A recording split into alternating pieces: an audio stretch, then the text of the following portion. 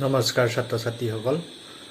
আজি মই তোমালোকক চতুৰ্থ শ্ৰেণীৰ গণিত বিষয়ৰ সংখ্যাৰ ধাৰণা নামৰ পাঠটি পাঠদান কৰিবলৈ লৈছোঁ।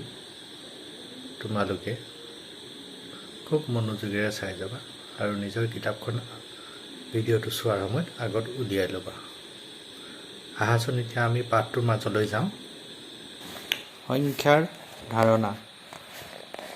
এই পাঠটিত কিতাপখনলৈ মন কৰা। তোমালোকে কিতাপখনত এটা গল্পৰ আকাৰে তোমালোকক দিছে।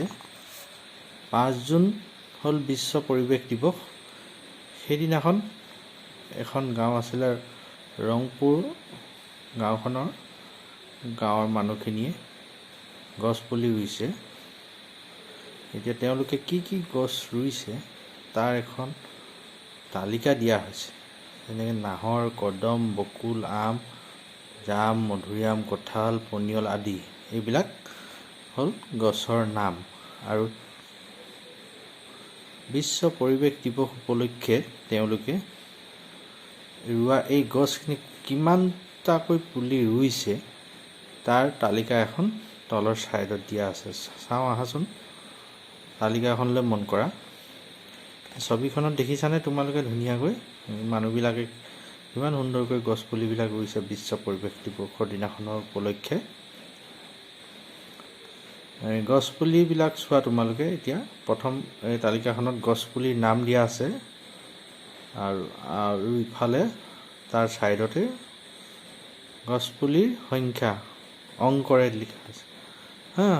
কিমান কিমান দিয়া আছে সেইবিলাক অংকৰে লিখি থৈছে। তোমালোকে তালিকাখনলৈ মন কৰা। প্ৰথমতে আছে আম আছে 220টা, জাম 256টা, কঁঠাল 322টা, পনিয়ল 345টা। ঠিক তেনেদৰে এনেকৈ দিয়া আছে। আমলখি আছে, কৰদৈ আছে, শিলিখা আছে, নাহৰ আছে, কদম আছে 930টা। এতিয়া তোমালোকে ইটো পিঠিলৈ চোৱা। এই কিতাপখনলৈ মন কৰা। এইখিনি তালিকাত দিয়া বিভিন্ন গছৰ সংখ্যাবিলাক সৰুৰ পৰা ডাঙৰলৈ লিখা। এতিয়া তালিকাখনলৈ আমি পুনৰ চাব লাগিব। ইয়াতে নিৰ্দেশনা দিছে যে কি এই গছ ৰুইছে, তেওঁলোকে যিখিনি গছ ৰুইছে সেই গছখিনি কোনটো প্ৰথম আটাইতকৈ কম কোনজোপা গছৰ আটাইতকৈ কমকৈ ৰুইছে, মানে কোনবিধ গছ আটাইতকৈ কমকৈ ৰুইছে। আমলখি ৰুইছে নে অমৰা কমকৈ ৰুইছে নে আমেৰ কমকৈ ৰুইছে, সেইটো আমি এই তালিকাখনৰ পৰা আমি পাম। গতিকে আকৌ পুনৰ আহাচোন চাওঁ। তোমালোকে তালিকাখনলৈ আকৌ মন কৰা। আমি দেখিছোঁ ইয়াতে আম গছ আছে 220টা, তাৰপিছত জাম আছে 256টা। ঠিক তেনেকৈ তোমালোকে মন কৰা আৰু কদম আছে 930টা। ইয়াতে আমি তালিকাখন চাই গম পাইছোঁ যে আমে আটাইতকৈ কমকৈ ৰোৱা হৈছে। এতিয়া আটাইতকৈ সৰু সংখ্যাটো হ'ব এই তালিকাখনৰ 220। গতিকে এই বাকচটোত তোমালোকে প্ৰথমতে লিখিব লাগিব 220।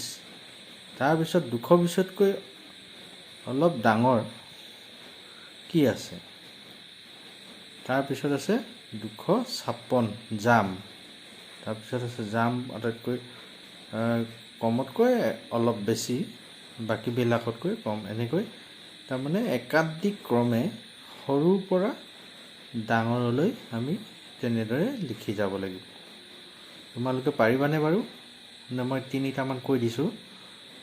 প্ৰথম হ'ব 220, দ্বিতীয়তে হ'ব 256, তাৰপিছত হ'ব 322।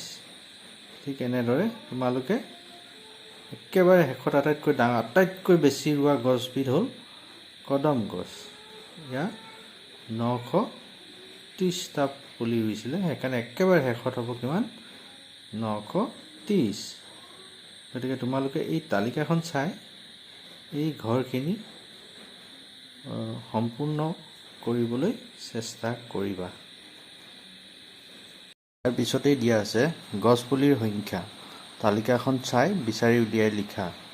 এককৰ স্থানত 5 টকা সংখ্যা। এইখিনিতে তোমালোকক মই এটা কথা কৈ দিওঁ, তোমালোকে হয়তো তৃতীয় শ্ৰেণীত আগতে পাইছা একক, দশক, শতক, হাজাৰ এনেকৈ। যদিহে তোমালোকৰ মনত পৰা নাই, মই এবাৰ আকৌ মনত পেলাই দিছোঁ।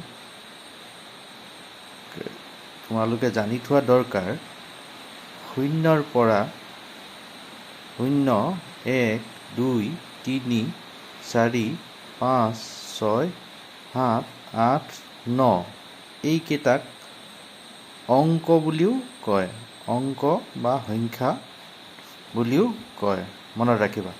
কিন্তু ইহঁতৰ বাদে বাকী 10, 11, 12, 13 এইবিলাক হ'ল কেৱল সংখ্যা, এইখিনি অংক নহয়। মনত ৰাখিবা এইটো কথা যে 0, 1, 2 এনেকৈ নহলৈকৈ এইখিনি হ'ল অংক বা সংখ্যা, দুইটাই কয়, অংক বুলিও কয়, সংখ্যা বুলিও কয়।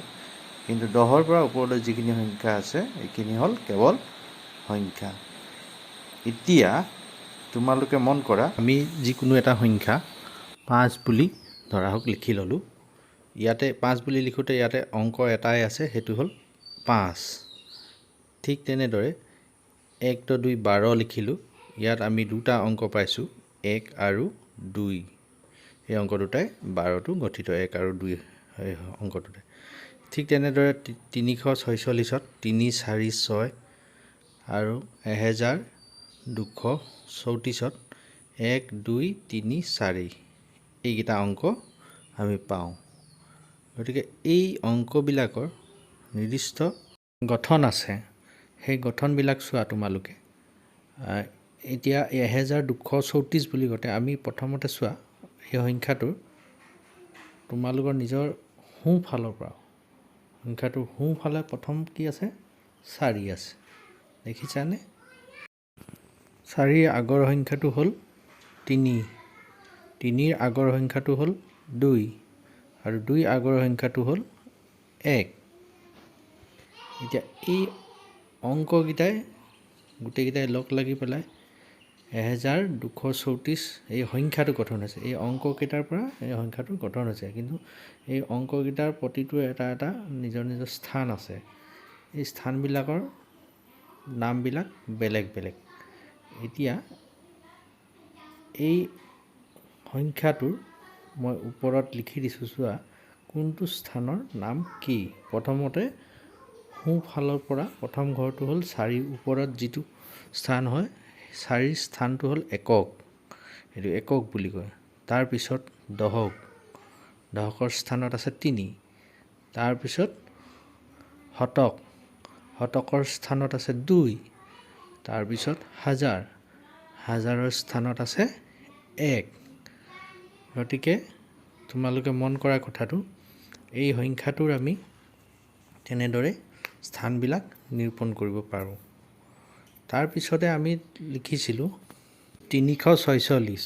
346ত এতিয়া এককৰ ঘৰত 6 হ'ব, দশকৰ ঘৰত 4 হ'ব আৰু শতকৰ ঘৰত 3 হ'ব।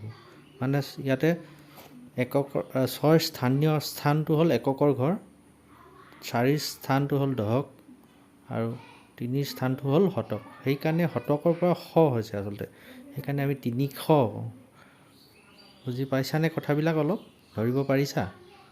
এতিয়া চোৱা নেক্সট, তাৰপিছত আমি লিখিছিলোঁ 12। এতিয়া 2টো হ'ল একক আৰু 1টো হ'ল দশক। বুজি পাইছানে? 1ৰ স্থানটো হ'ল দশকৰ ঘৰ আৰু 2ৰ স্থানটো হ'ল এককৰ ঘৰ। তাৰপিছতে আমি লিখিছিলোঁ 5। গতিকে 5টো হ'ব এককৰ ঘৰত বহিব, মানে 5ৰ স্থানীয় মানটো হ'ল একক। এতিয়া পাঠ্যপুথিখনলৈ আকৌ পুনৰ উভতি যাওঁ।